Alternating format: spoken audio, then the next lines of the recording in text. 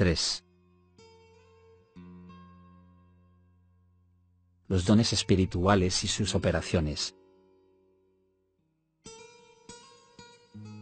Las escaleras parecían interminables mientras Rosalia y yo las subíamos más y más deprisa. Me seguía diciendo a mí mismo, quizás todos los asientos estén ocupados. Finalmente llegamos a la última sección de asientos. Tan solo unos pasos más y nos podríamos sentar. Mientras yo buscaba 2 asientos, un diluvio de gente parecía inundar los pasillos. Rápidamente cada asiento vacío se iba ocupando. Rosalia y yo seguimos subiendo hasta la última fila, pero todos los asientos ya habían sido ocupados. En ese tiempo yo todavía trabajaba como aserrador. La semana anterior, Rosalia y yo habíamos oído que la famosa evangelista, Kathryn Kuhlman, estaba visitando nuestro estado. Y decidimos que era una oportunidad demasiado grande como para perderla. Así que, en el día de la reunión, manejamos todo el camino a Portland desde nuestra casa en Hillcrest, Oregón, al pueblo que nos mudamos después de vivir en La Pine. Pero ahora no podíamos ni siquiera encontrar 2 asientos. Después de un desaliento momentáneo, vimos 2 escalones en la cima y nos sentamos en el hormigón frío por las próximas 3 horas y media. Esto es lo que tengo para ti. El servicio fue más allá de lo que nuestros anhelantes ojos y oídos pudieron haber anticipado. Y yo estaba asombrado del número de milagros y las sanidades indiscutibles que ocurrían ante nuestros ojos. Entonces la señorita Kuhlman dio una súplica apasionada para que la gente entregara su vida a Jesús, y yo miraba asombrado la gran muchedumbre de gente que respondía al llamado del Espíritu Santo. Me encontraba sentado ahí en absoluto temor reverencial, cuando de repente oí que alguien llamaba mi nombre. Yo me volví y le pregunté a Rosalie si ella me había dicho algo. Ella con su cabeza dijo que no había dicho una palabra.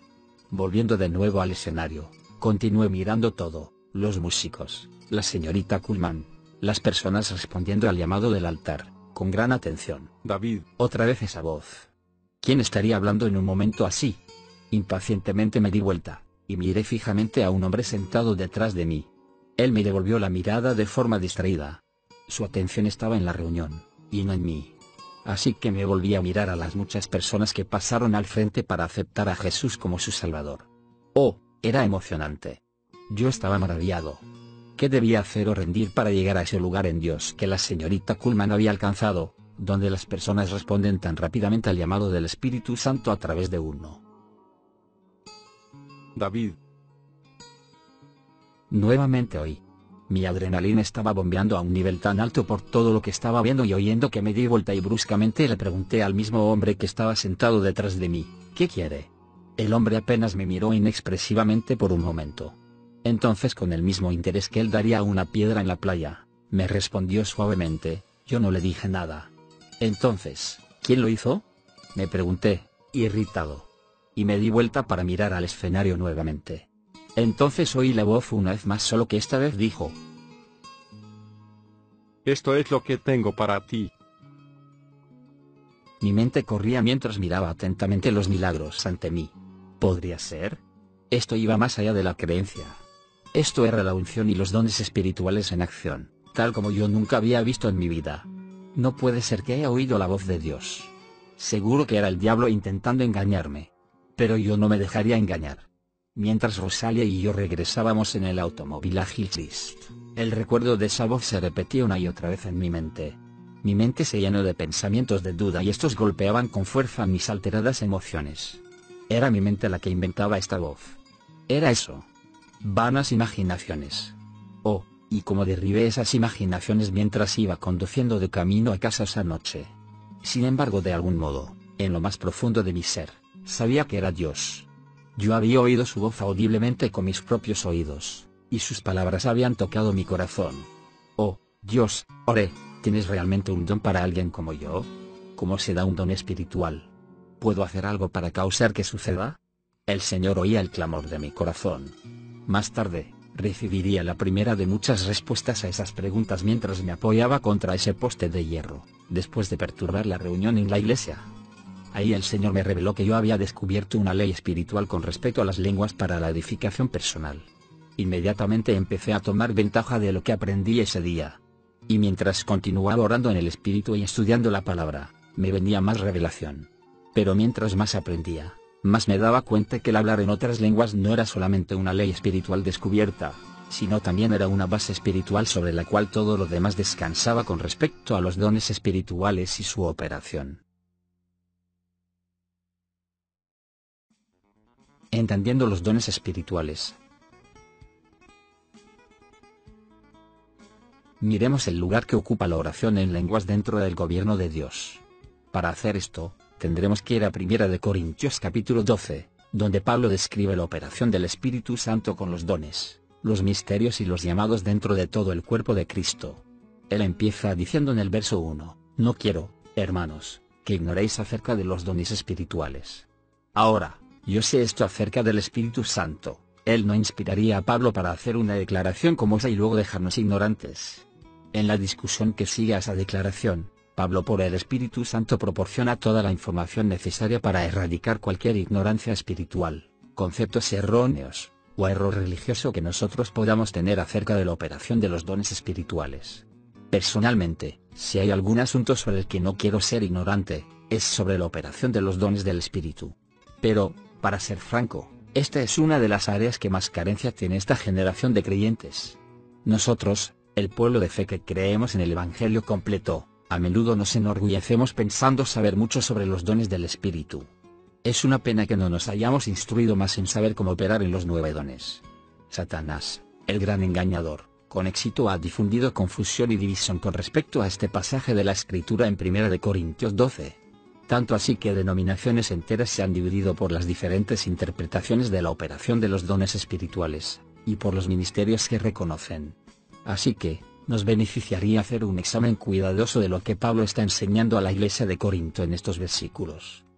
En 1 Corintios capítulo 12, versículos 4 al 6, Pablo dice esto, ahora bien, hay diversidad de dones, pero el de Espíritu es el mismo. Y hay diversidad de ministerios, pero el Señor es el mismo. Y hay diversidad de operaciones, pero Dios, que hace todas las cosas en todos, es el mismo. ¿Qué está diciendo Pablo? De hecho, sabemos que los dones a los que se refiere en el versículo 4 son los 9 dones del Espíritu descritos en 1 Corintios capítulo 12, versículos 8 al 10. 1. La palabra de sabiduría, 2. La palabra de ciencia, 3. El don de fe, 4. Dones de sanidades, 5. El hacer milagros, 6. Profecía, 7. Discernimiento de espíritus, 8. Diversas, o diferentes, manifestaciones sobrenaturales de lenguas, y 9. Interpretación de lenguas. Pero ¿qué significa en el verso 5 cuando dice, y hay diversidad de ministerios, pero el Señor es el mismo? Para entender lo que Pablo está escribiendo en este versículo, tenemos que leer Efesios capítulo 4, versículos 8 y 11, donde dice esto, por lo cual dice, subiendo a lo alto, Jesús, llevó cautiva la cautividad, y dio dones a los hombres. Y él mismo constituyó a unos, apóstoles, a otros, profetas, a otros, evangelistas, a otros, pastores y maestros. En otras palabras, hay diversidad de ministerios y funciones dentro del cuerpo de Cristo, como apóstol, profeta, evangelista, pastor, y maestro. Pero es el mismo Señor Jesucristo que ascendió a lo alto y les dio esos dones y ministerios a los hombres. Entonces en 1 Corintios capítulo 12, versículo 6, dice, y hay diversidad de operaciones, pero Dios, que hace todas las cosas en todos, es el mismo. Así que Pablo, simplemente está diciendo lo siguiente, el Espíritu Santo es quien determina cómo operan los 9 dones y los ministerios. Jesucristo llama a cada persona a una función o un ministerio. Y el Padre es quien proporciona el plan original. Los dones capacitan y dan poder a los ministerios. Los versos que ya hemos leído en Efesios 4, enumeran los dones de los 5 ministerios, sobre los cuales hemos oído tanto. Los 9 dones del Espíritu comisionan o habilitan y califican estos 5 ministerios. Como puedes ver, el propósito de Dios es que cada persona llamada a una de estas funciones ministeriales predique la palabra con señales. Marcos 16:20. Nunca fue la intención de Dios que la predicación de su palabra fuese sin poder. Los dones espirituales capacitan y dan poder a los ministerios de la misma forma que una planta eléctrica suministra energía a diferentes electrodomésticos en una casa. Cada electrodoméstico se diseña para realizar una función diferente, y a la vez cada uno depende de la conexión de una misma planta eléctrica. De manera similar, podríamos figurar que un cable va al apóstol, otro al profeta, y otro al pastor, pero cada función ministerial depende de la conexión con el Espíritu Santo. Cuando el poder de Dios se activa, tan ciertamente como una tostadora funciona de una forma y una batidora funciona de otra, el Espíritu Santo unge los diferentes ministerios con una mezcla particular de los 9 dones. Estas mezclas de los dones espirituales obrando en los 5 ministerios es lo que califica a una persona para funcionar en un ministerio y determina cuál de los ministerios será. Las 8 operaciones de Dios. Pero el gobierno de Dios se extiende mucho más allá que solo la operación de los dones del Espíritu y los 5 ministerios. Estos 9 dones y 5 ministerios en realidad están dentro de 8 operaciones completas de Dios, que se describen en 1 Corintios 12:28. Estas operaciones constituyen la estructura del gobierno de Dios e incluyen a cada persona en el cuerpo de Cristo. Vosotros, pues, sois el cuerpo de Cristo, y miembros cada uno en particular. Y aún nos puso Dios en la iglesia, primeramente apóstoles, luego profetas, lo tercero maestros, luego los que hacen milagros, después los que sanan, los que ayudan, los que administran, los que tienen don de lenguas. 1 Corintios 12, 27 y 28. Las 8 operaciones mencionadas en el verso 28 están en orden divino. En esta lista, el gobierno de Dios empieza con la poderosa función del apóstol, la primera operación, seguida por el profeta y el maestro.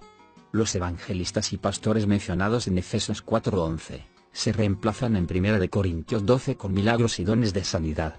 Estos dones del Espíritu son los primarios que facultan y califican el ministerio evangelístico y pastoral. El nivel de entrada a los 5 ministerios también está al nivel de obrar milagros y dones de sanidad, porque todos los ministerios, apóstol, profeta, evangelista, pastor y maestro, deberían estar equipados con estos 2 dones del Espíritu. Luego está la función de los que ayudan, que manejan los aspectos físicos y materiales del ministerio. Uno de los llamados más importantes en el ministerio es el de los que ayudan, el empresario que simplemente da. Una persona llamada a cumplir esta función es alguien con los medios económicos y la capacidad en su carácter y en su llamado de ser usado por Dios, para sembrar grandes cantidades de dinero en el reino de Dios y para ser administrado por el gobierno de la iglesia. Los que ayudan son seguidos por los que gobiernan o administran. Esto incluye la habilidad de organizar los dones que se necesitan en la iglesia. Por ejemplo, una persona llamada a esta función debe ser capaz de no solo poder organizar una gran reunión de oración para 10.000 personas, sino que además debe asegurarse que el creyente más pequeño en el perímetro exterior del evento, tenga todo lo que necesite para crecer en su caminar espiritual. Tanto los que ayudan como los que administran apoyan a aquellos que ministran la palabra de Dios, haciendo mucho del trabajo necesario que los ministros no tienen tiempo para hacer, como manejar el aspecto administrativo, etc. Al final de todas estas operaciones tenemos la operación que respalda y sostiene fundamentalmente todo lo demás, la diversidad de lenguas.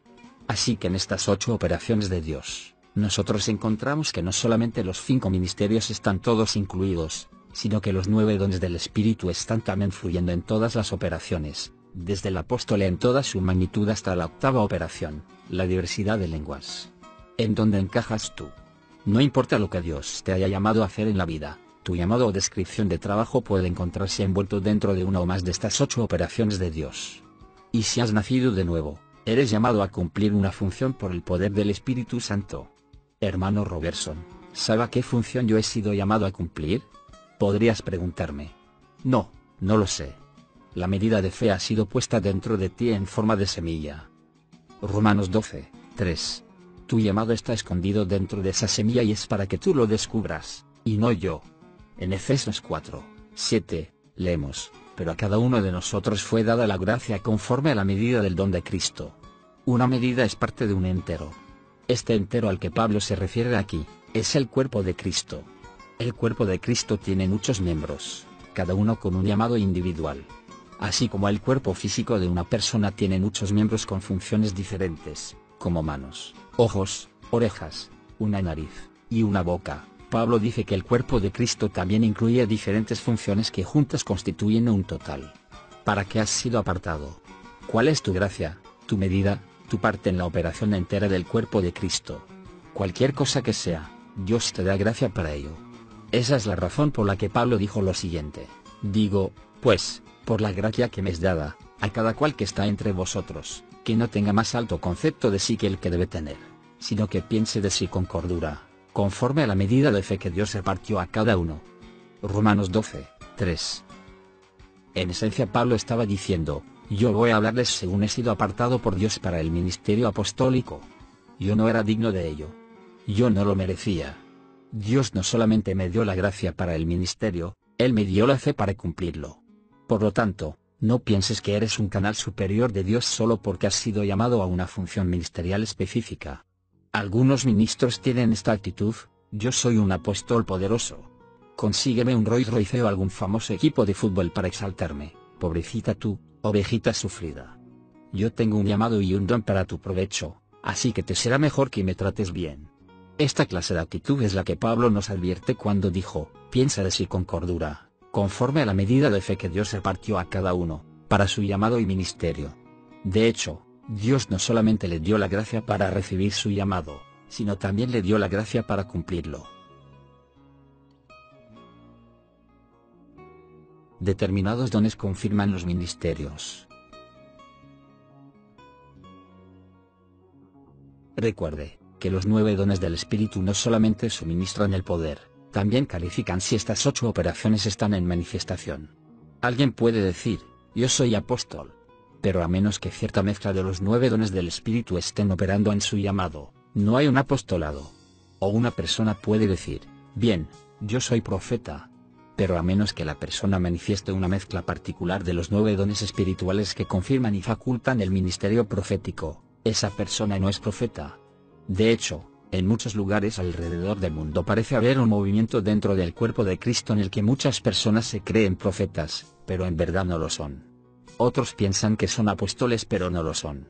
Estas personas se atribuyen e intentan a menudo operar en ciertos dones del Espíritu para mostrarle a los demás que temen el ministerio. Pero debido a que no han sido apartadas por el Espíritu Santo para ese ministerio, operan principalmente conforme a su naturaleza carnal. Esto es algo que he comprobado en un largo camino de observación y experiencia ministerial de más de 25 años. Así que, vemos que solamente puedes calificar para una función ministerial si hay ciertos dones que están operando en tu llamado. Pero ¿qué sobre la octava operación, la diversidad de lenguas? Bueno, es muy evidente que solo puedes calificar y cumplir esta octava operación si has sido bautizado en el Espíritu Santo y hablas en lenguas. La diversidad de lenguas, una operación fundamental.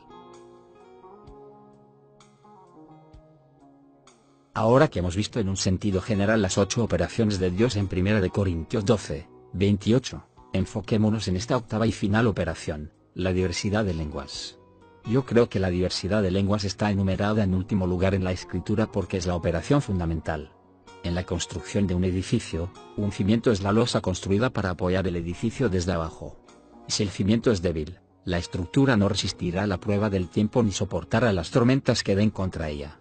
De la misma manera, la diversidad de lenguas es la operación en la cual reposan las otras 7 operaciones. ¿Por qué digo eso?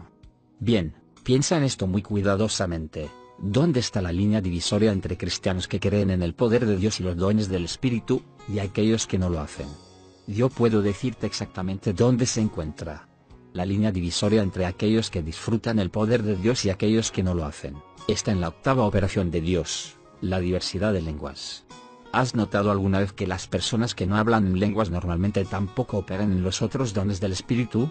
Por otro lado, las personas que hablan en lenguas son más inclinadas a operar en los dones espirituales. Cuanto más estudias la materia, será más obvio, el hablar en lenguas es la línea divisoria. De hecho, dentro de muchas iglesias no reconocen las lenguas como manifestación para este tiempo y época, y hasta se ha dejado de predicar el mensaje de salvación. La diversidad de lenguas no solo forma una línea divisoria, de hecho es la puerta de entrada a la operación de los dones espirituales que facultan a los ministerios y llamados en el cuerpo de Cristo. Es el interruptor que necesitamos para activar la operación a la que hemos sido llamados, del reino natural al poder sobrenatural de Dios. ¿Por qué es eso? Porque el hablar en otras lenguas está diseñado para equiparnos de adentro hacia afuera. afecta a la parte de nosotros en la que todo cambio permanente viene, el espíritu humano. Así que, si una persona rechaza esta octava operación, no tendrá la fortaleza espiritual para cumplir cualquiera de las otras 7 operaciones de Dios, al menos no con la profundidad que Dios desea para ella. Por ejemplo, alguien puede ser llamado a una de las 5 funciones del ministerio, incluso puede ser un buen comunicador intelectual o disertante de la palabra de Dios, pero es a través de la diversidad de lenguas que el poder del Espíritu Santo habilita la operación a la que una persona ha sido llamada a cumplir. Y si la persona se niega a recibir el don de Dios de hablar en otras lenguas, se está negando a ser preparado espiritualmente para su misterio. Como verás, cuando oras en lenguas, Dios te estará edificando por dentro para que estés preparado para realizar la obra a la cual Él te ha llamado. Y mientras lo hace, los dones empezarán a operar a través de ti y estarás equipado para cumplir tu llamado. Por ejemplo, si yo oro mucho en el Espíritu Santo, Dios no me va a entrenar para ser más habiloso en carpintería o para realizar una cirugía de cerebro en alguien. Esas profesiones no son mi llamado. Él va a equiparme con la gracia y los dones del Espíritu que necesito para cumplir mi ministerio, que es predicar el Evangelio. Ese es el motivo de por qué el diablo tiene tanto miedo de esta octava operación. A lo largo de la historia, es la operación que más tenazmente el diablo ha tratado siempre de desacreditar y quitar de la iglesia. El enemigo no quiere que tú ores en lenguas.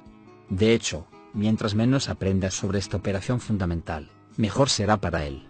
A él no le importa si tú juegas a ser un apóstol, profeta, evangelista, o pastor, con tal de que nunca califiques para estos misterios a través del poder y los dones del Espíritu Santo.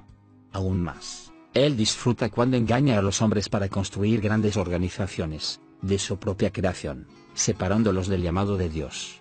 Estos hombres se instalan a sí mismos como líderes de estas organizaciones para poder transmitir dogmas acerca de lo que Dios es o no es. Llenos de su propio engaño y de orgullo en ellos mismos, hacen grandes proclamaciones, mandatos soberbios, tales como, las lenguas no son para hoy, o, la sanidad no es para todos. El diablo es un muy buen estratega.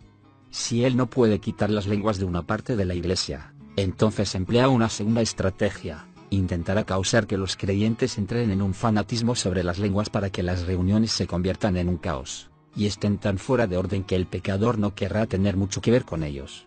La estrategia de Satanás es confundir el uso de lenguas de tal manera que la operación pierda su efectividad y credibilidad en los ojos de aquellos que han sido engañados por su mal uso. Piensa en esto. ¿Qué hay acerca de las lenguas que asustan al diablo tan fuertemente? ¿Por qué ha trabajado tan arduamente para rodear este don con tanta confusión? El propio Pablo dedicó un capítulo entero, en 1 Corintios 14, para arreglar el error y la confusión sobre este don dentro de la Iglesia del Nuevo Testamento. Ningún otro don u operación tiene un capítulo entero dedicado a explicar su uso apropiado. Yo puedo decirte la razón por la cual el diablo tiene tanto miedo, y si algo va a edificar dentro de nosotros mayor entendimiento de las cosas espirituales y satisfacer nuestra hambre por conocer a Jesús en una relación íntima, es esta operación fundamental de diversidad de lenguas. Y como hemos visto, esta operación es el medio sobrenatural que Dios nos ha provisto para equiparnos espiritualmente para cualquiera de las otras operaciones que constituyen su gobierno. Por este motivo, Satanás está muy preocupado con las personas que buscan a Dios incesablemente a través del orar en lenguas.